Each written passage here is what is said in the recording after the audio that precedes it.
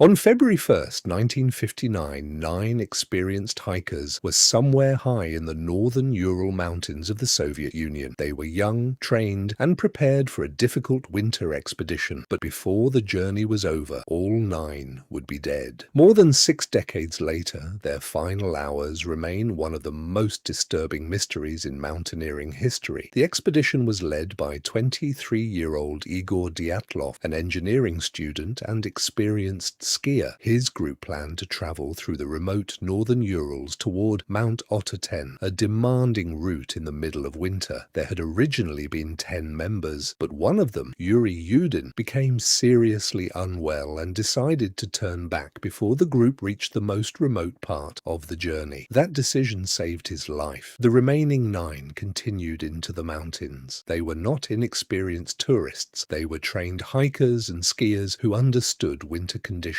They carried food, clothing, skis, cameras, diaries, and equipment for the expedition. On January 31st, the group moved toward the mountain area. The following day, February 1st, they established their tent on the eastern slope of Kholat Syakhl. It would be the last night of their lives. The mountain was isolated, snow covered the landscape, temperatures were dangerously low, and there was no immediate help nearby. After that night, the surviving evidence becomes frighteningly incomplete. The group failed to return as expected. Concern eventually grew among their friends and relatives, and a search operation was launched.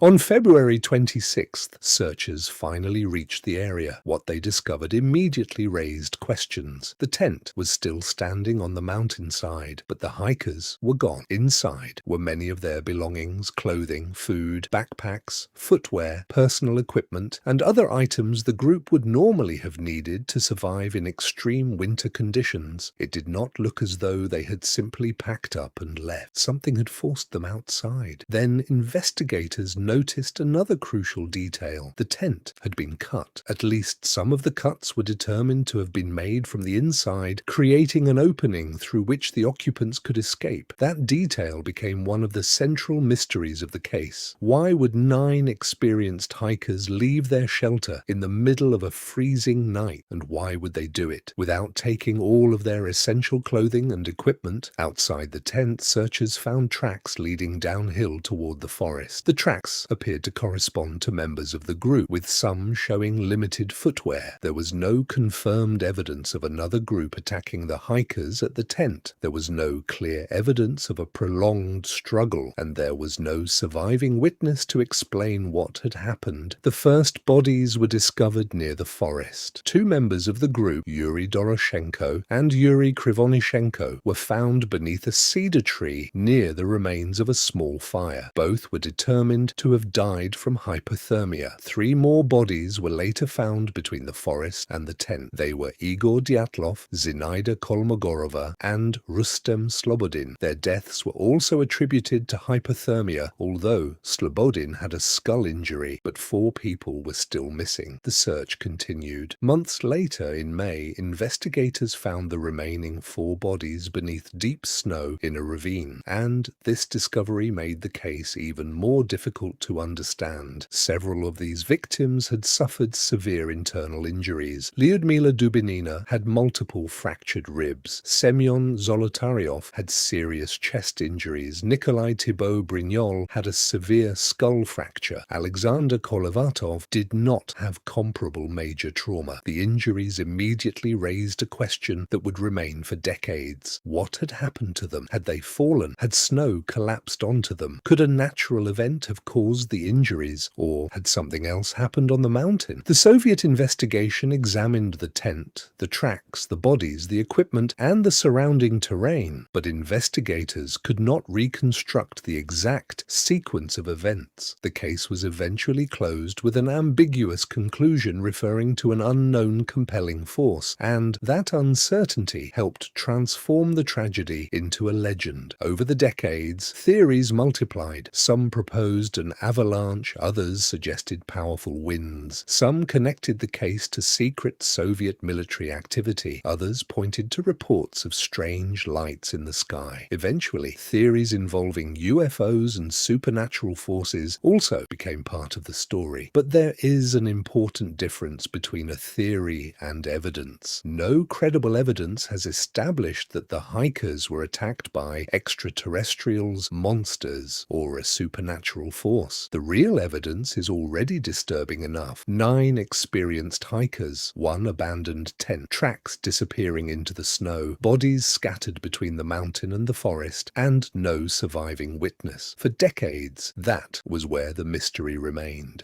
Until researchers returned to the mountain with a different question. What if the answer was not something extraordinary? What if it was something that happens naturally in the mountains? Something capable of striking, without warning, a slab of snow. And that possibility would change the way scientists looked at the entire case. For decades, the Dyatlov Pass Incident remained trapped between evidence and speculation. Then researchers began examining the physical conditions around the campsite. One of the most important modern explanations involves a slab avalanche, but not the enormous avalanche people often imagine. A slab avalanche can occur when a cohesive layer of snow breaks away from the slope beneath it. In 2021, researchers Johann Gaume and Alexander Puzrin published a study examining whether such an event could have occurred at the Dyatlov campsite. Their model proposed a possible sequence. The hikers had cut into the snow-covered slope to create a relatively flat platform for their tent. Afterward, strong winds could have transported additional snow onto the slope above them. According to the model, this accumulation could have increased the load on an unstable layer beneath the surface. Importantly, the researchers proposed that the failure might have been delayed. The snow did not necessarily have to collapse immediately after the tent was established. Several hours could have passed before conditions became unstable enough for a slab to release. If a slab had struck the tent, it could have damaged the shelter and potentially injured people inside, and that could explain why the hikers suddenly decided to leave. But this is where scientific caution becomes important. The study did not prove that an avalanche happened on February 1st, 1959. It demonstrated that a delayed slab avalanche scenario was physically plausible. That is very different from certainty,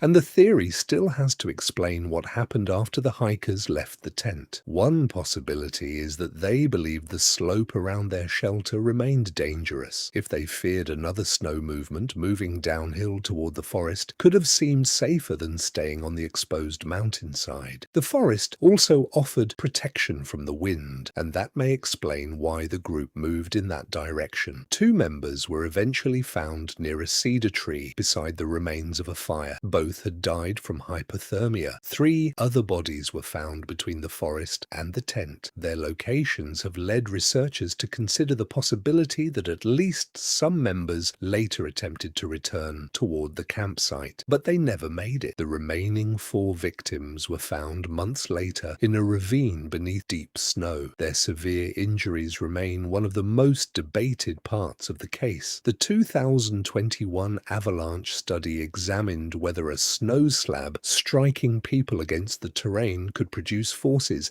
capable of causing serious trauma. The researchers found that such a mechanism could potentially explain some of the documented injuries, but once again, this does not mean every detail has been solved. The theory cannot tell us exactly what each person did after leaving the tent. It cannot establish the precise sequence of their movements, and it cannot tell us what they believed was happening during those final moments. Those details are simply gone. Later research has also shown that avalanche activity is possible in the area and that wind-driven snow can significantly change mountain conditions. That matters because investigators did not arrive at the scene immediately. Weeks had passed. During that time, snowfall and wind could have altered the landscape and potentially removed or concealed evidence of a snow movement, but this still does not prove that an avalanche occurred that night. It only establishes that the environment was capable of producing the proposed conditions, and this distinction question is crucial because the Dyatlov Pass mystery has attracted extraordinary explanations for decades. Cold War military experiments, secret weapons, unknown attackers, strange lights, UFOs, supernatural forces, but none of these explanations has been established by reliable evidence. The documented story is much more grounded. 9 people entered the mountains. Their tent was later discovered abandoned. The tent had been cut from the inside. Tracks led downhill.